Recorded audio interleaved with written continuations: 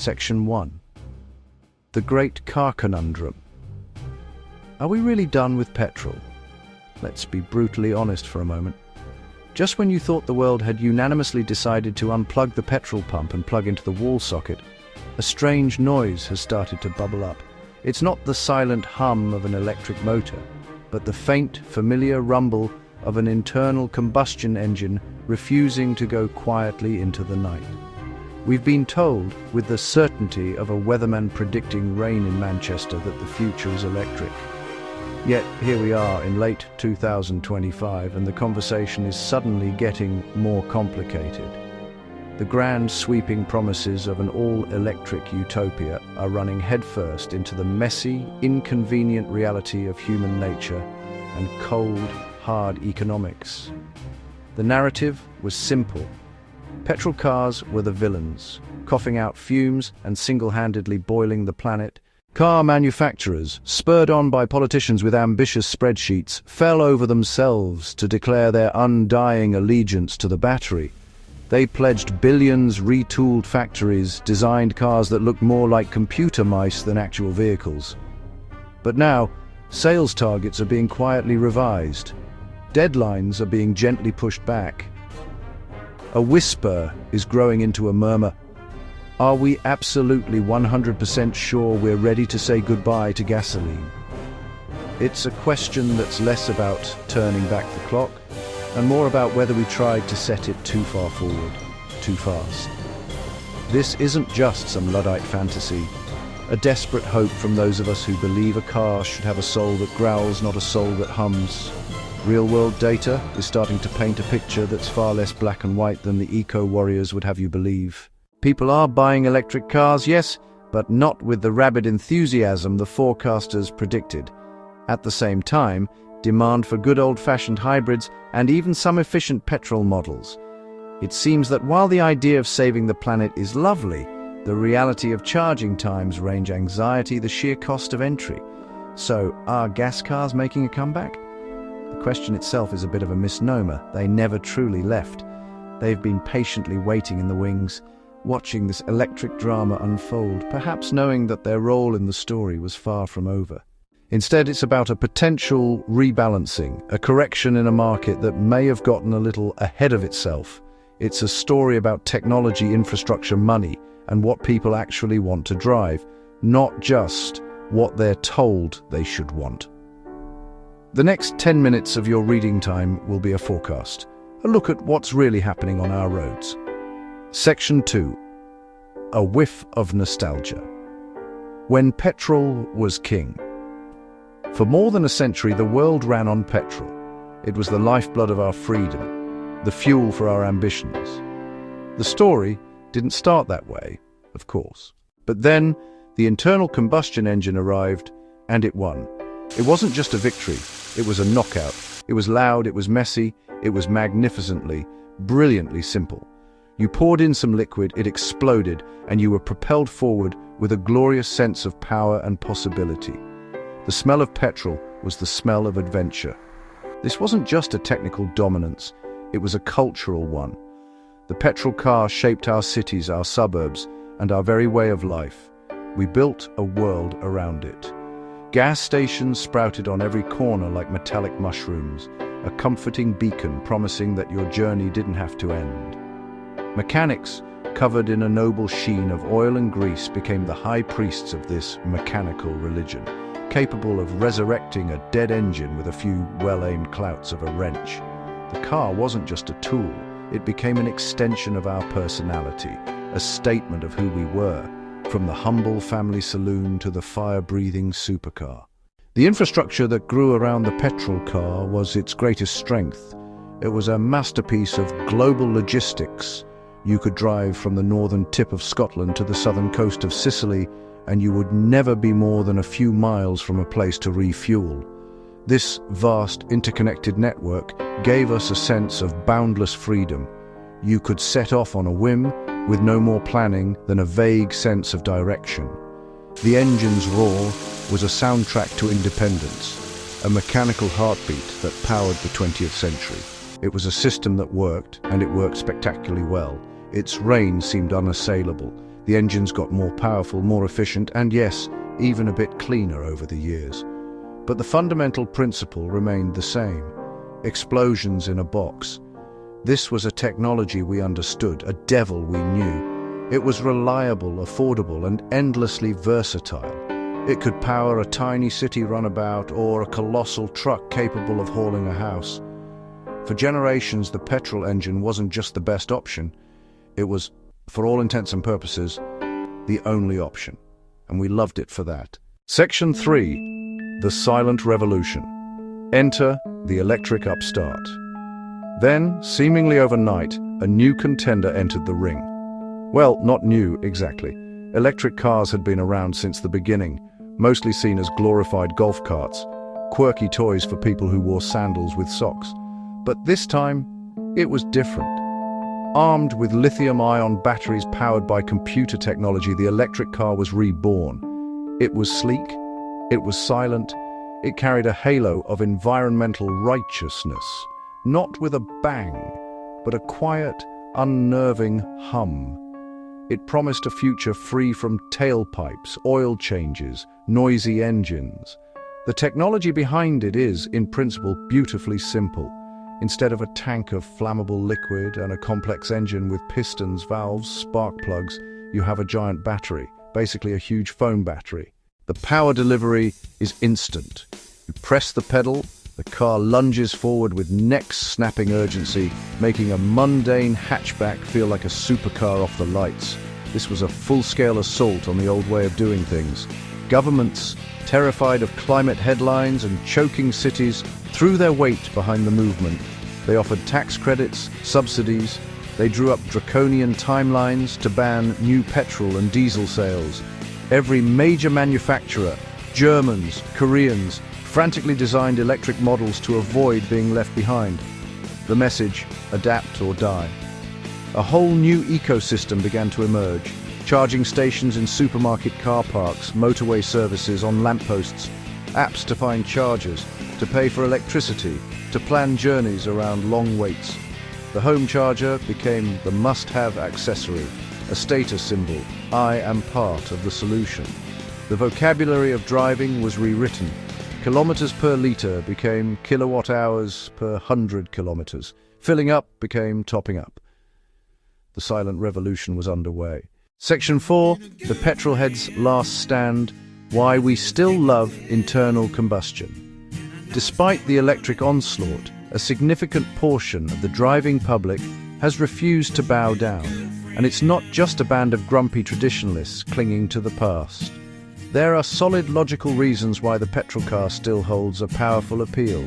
Chief among them is the simple, unbeatable convenience of the thing. You can drive for 500 miles, pull into a station, buy a lukewarm coffee, a disappointing sandwich.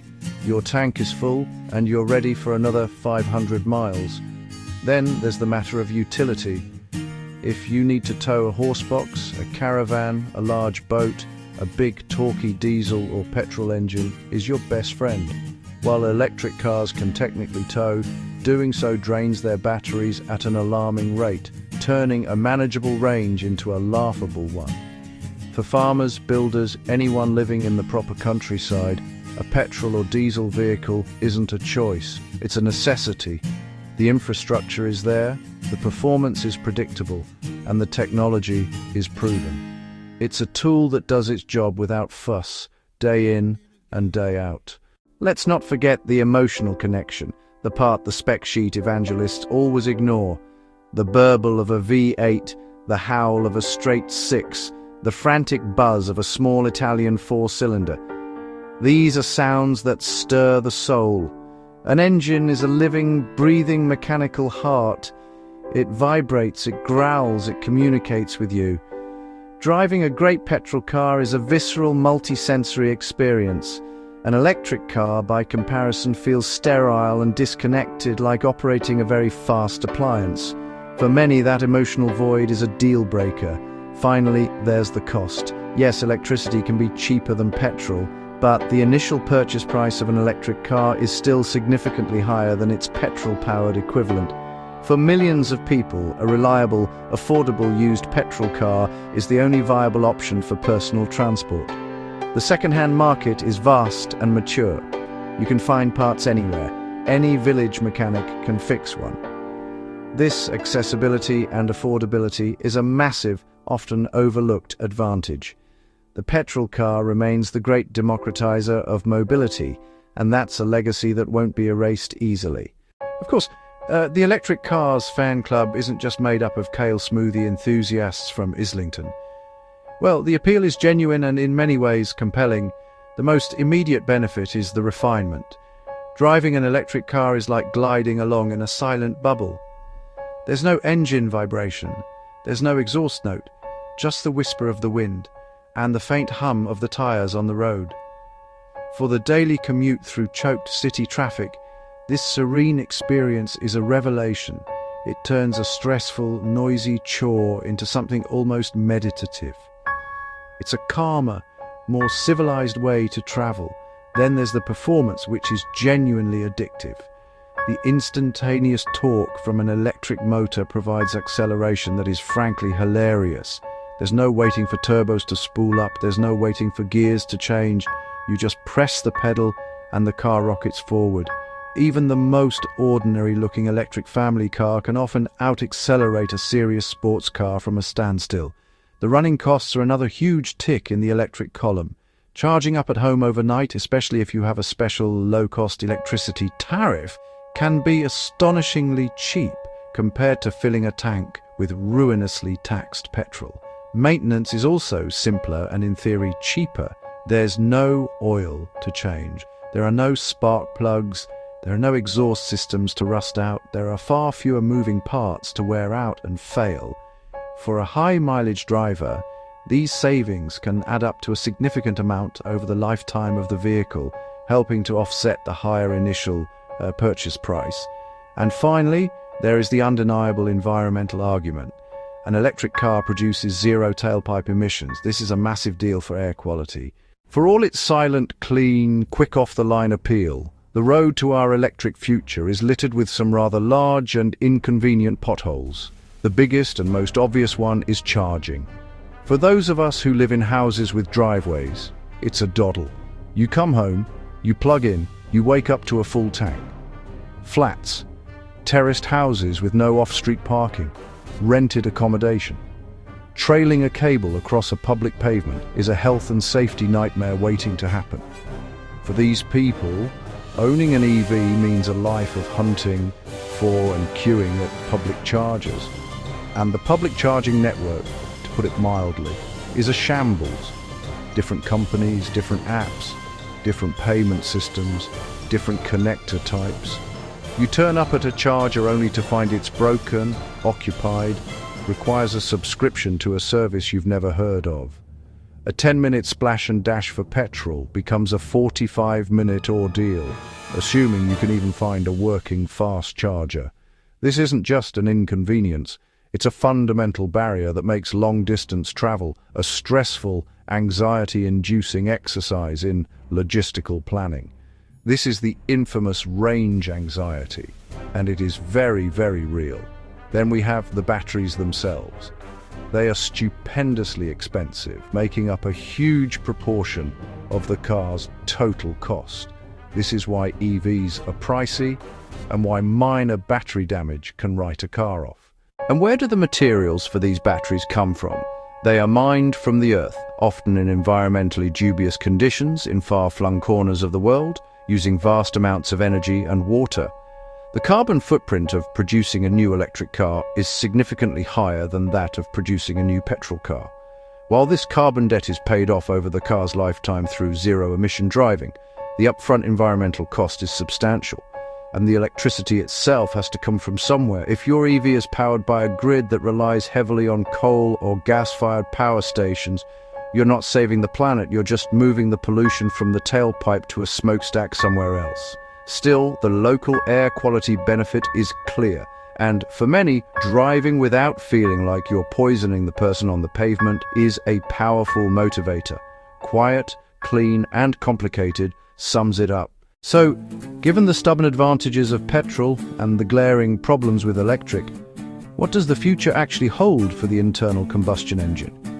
It's unlikely to be a simple case of one technology vanquishing the other. Instead, we're likely to see a more complex, fragmented picture emerge. I see three plausible scenarios unfolding over the next couple of decades, depending on where in the world you are and how much money you have. They are not mutually exclusive. They will probably all happen at once in different places. First, the two-tier transition, likely in wealthy Western nations. From now until about 2040, electric cars will become the default choice for affluent city dwellers and suburban families with driveways. They will be the primary vehicle for commuting, school runs, local trips. But petrol cars, diesel vehicles, especially hybrid cars, will remain the workhorses for long-distance travel, commercial use, rural communities.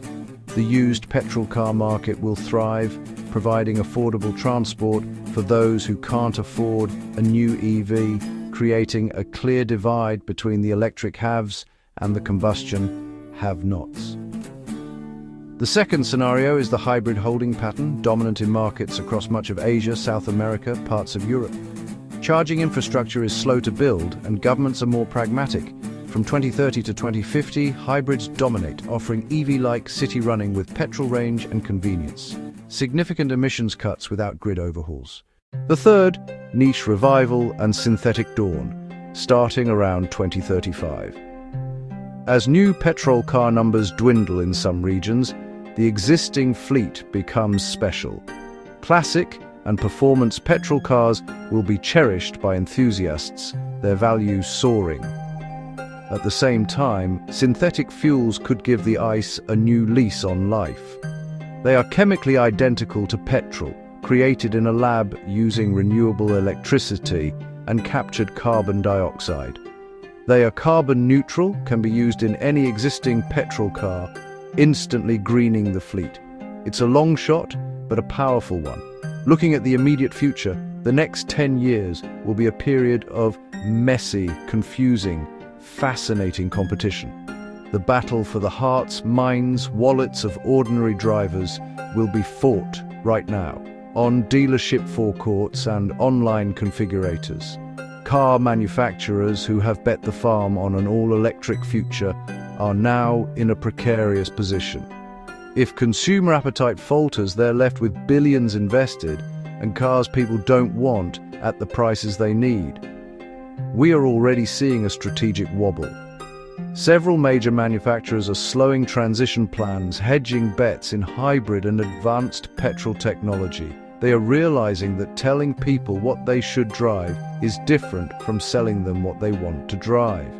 The smart money is on flexibility, offering petrol, hybrid, plug-in, full electric under the same popular model. For consumers, more choice means better products and more competitive pricing. Navigating the info blizzard will be the challenge. Is a plug-in hybrid with 30 miles of electric range right for you? Or a self-charging hybrid?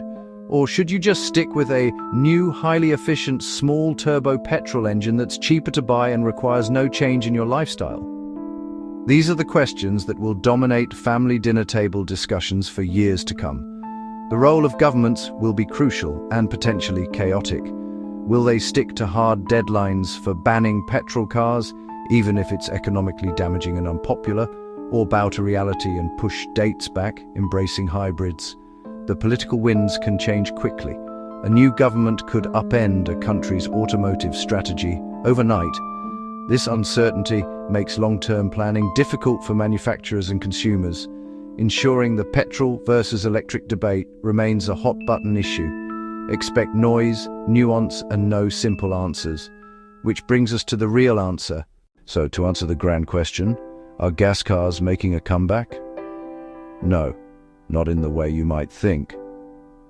We are not going to rip out the chargers and go back to a world powered exclusively by V8s. The electric car is here to stay. Its market share will continue to grow, especially in cities. But saying the internal combustion engine is dead is premature. Like saying, because we have email, postage stamps vanish. The reality is far more nuanced. The petrol engine isn't making a comeback. It's retreating to its strongest territories. It will survive and thrive where its strengths matter. Range, rapid refueling, power density, affordability.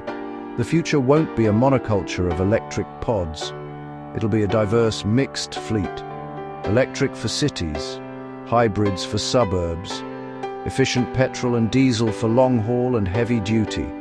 Enthusiasts will keep classics alive. The line between petrol and electric will blur. Advanced hybrids will offer more electric-only range. Developments in synthetic fuels could make ICE carbon neutral. Transport's future will be a tapestry of technologies, each suited to a job. Many cars will have a plug and a fuel cap for a long time.